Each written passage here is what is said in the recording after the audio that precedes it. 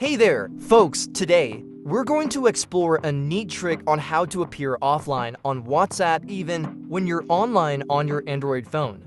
This nifty little hack will allow you to browse your chats without letting anyone know, so let's dive right in. First things first, make sure you have the latest version of WhatsApp installed on your phone.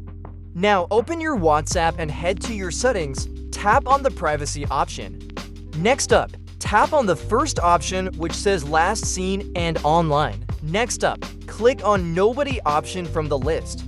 This will not allow your contact on WhatsApp to see when you are online. When you're done, make sure to save the changes you have just made, which means that nobody can notice when you're using WhatsApp. Yes, that's it. That's it for today's tip. I hope you found this helpful and enjoyed learning this neat trick. Don't forget to hit that like button if you found this video useful, and as always, thanks for watching.